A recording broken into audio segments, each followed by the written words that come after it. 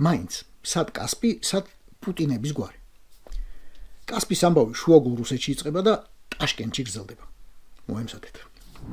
ვერა პუტინამ 1926 წელს დაბადებულმა სკოლის 8 კლასი და პერმის ოლქის ქალაქ ოჩოში სოფლის მეურნეობის მექანიზაციის ტექნიკუმი დაამთავრა. იქვე გაიცნო ვინმე პლატონ პრივალოვი. ერთად ცხოვრობდნენ. მაგრამ როცა დაფეხმძიმი და აღმოჩნდა, რომ პრივალოვი უკვე დაოჯახებული იყო, 1950 წელს გაჩნდა ვოვკა. Родила Вовку. 50-м, не 52-м. 50. არა, 1952-ში არა, 50-ში. 2 წელი რასulis. მალე გავიგებთ ამასაც. ვოვკას ძირდნენ ვერას მშობლები. რაღაც დროის შემდეგ ვერა პუტინა მოხვდა ტაშკენტში, სადაც გაიცნო ქართველი. დაიწყეს ურთიერთობა და ძალიან მალე დაქორწინდნენ. იმან ჩამოიყვანა საცხოვრებლად სოფელ მეტეხში, მაგრამ 1 წლის შემდეგ ძალიან მოენატრა შვილი და სთხოვა დედას, ჩამომიყვანეო. ჩამოჰყავთ ბავშვი, რომელიც უკვე 3 წლისაა, იქვე მიდის სკოლაში. მთელმა სოფელმა იცის, რომ უკანონო შვილია, რაც კავკასიაში საშინელი ამბავია.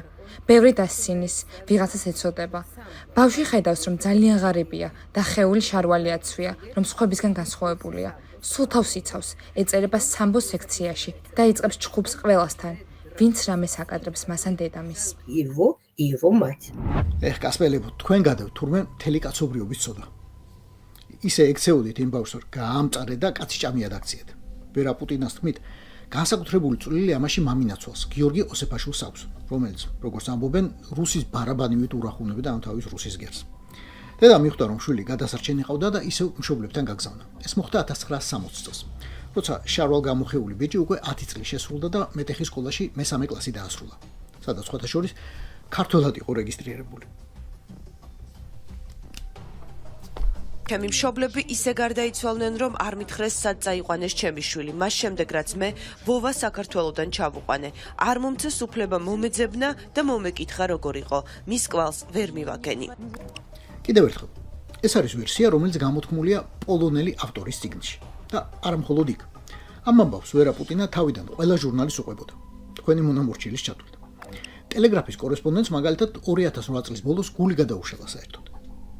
ვამაყობდი, რომ შვილი რუსეთის პრეზიდენტი მყავდა. ომის შემდეგ უკვე მრცხვენია.